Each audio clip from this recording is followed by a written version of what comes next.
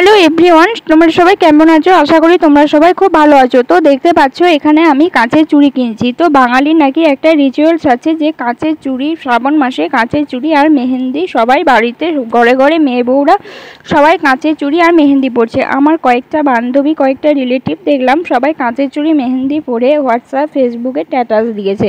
তো এই নিয়মটা আমি সত্যিই জানতাম না। তো আমি দেখলাম সবাই যখন পরছে তখন আমিও কিনে নিই। তার জন্য আমি চুড়িওয়ালাকে ডেকেছিলাম।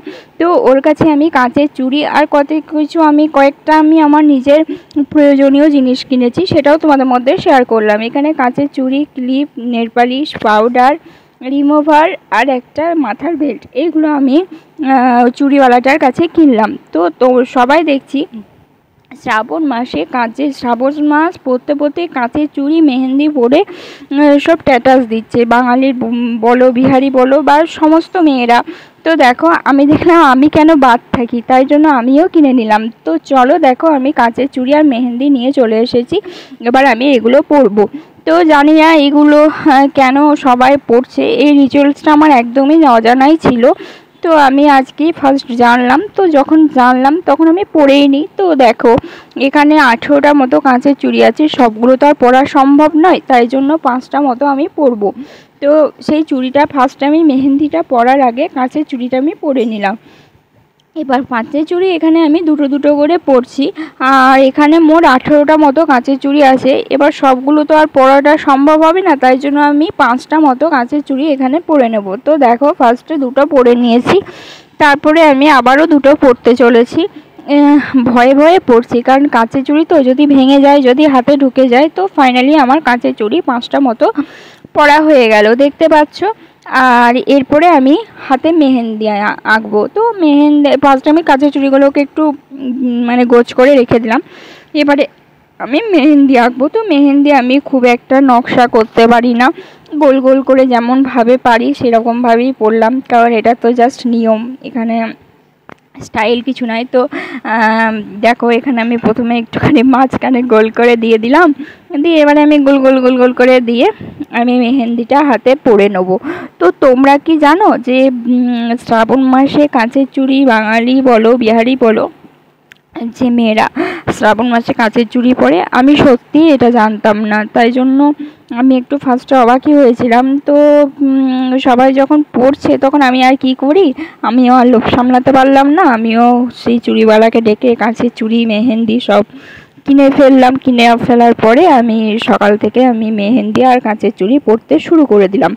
তো দেখো এখানে আমার মাঝখানে গোল গোলটা হয়ে গেছে, এবারে আমি হাতের মধ্যে গোল গোল গোল গোল করে দেবো।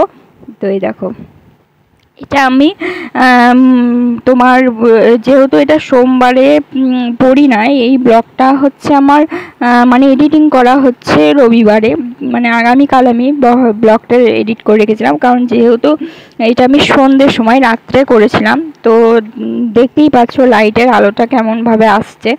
তো রাত্রেবেলায় পরে খাওয়া দাওয়া করে রাত্রে এগুলো পরে আমি শুয়ে পড়েছিলাম।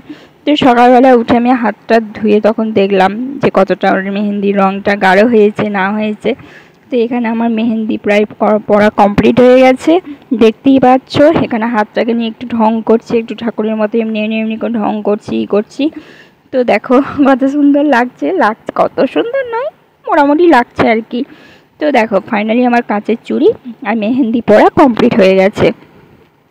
আর এখানে আমি আমার নামটাও লিখে নেব। দেখো এখানে আমার নাম সুজাতা, তাই জন্য দুটো এস লিখে দিলাম। তোমরা কেউ ভেবো না যে আমি দুটো এস লিখেছি বলে আর কেউ আমার রয়েছে, না, আর কেউ নেই, আমি আমার নামই লিখেছি। তো এই দেখো কত সুন্দর লাগছে। আর হ্যাঁ, মেহেন্দিটা তোলার পরে এই দেখো এই রঙটা এইভাবে ফুটে এসেছে, সেটাও তোমাদের মধ্যে শেয়ার করলাম। দেখো কত সুন্দর লাগছে, তাই না? আর মেহেন্দি পরার পরে নখগুলো যে ফাঁকা থাকবে সেটা তো নয়, তাই জন্য মেহেন্দি পরার পরে নখগুলোর মধ্যে একটু নেল পালিশ লাগিয়ে নেবো, তাই জন্য এখানে একটা পিঙ্ক কালারের নেল পালিশ আমি নিয়ে নিয়েছি। তো এবারে আমি বসে বসে আঙুলগুলোতে নেল পালিশ দেবো, কারণ হাতটা কেমন একটা ফাঁকা ফাঁকা লাগছিল।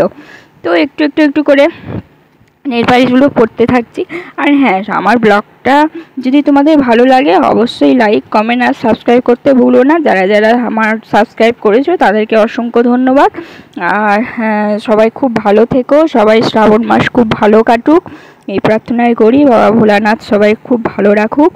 তো দেখো আমার এখানে মেহেন্দি পরার পরে রংটা কত সুন্দর ফুটে এসছে, আর হাতে নেল পালিশটা লাগানোর পরে হাতটা পুরো মানুষের মতন লাগছে। আচ্ছা চলো বাই, টাটা, আবার পরে দেখা হবে।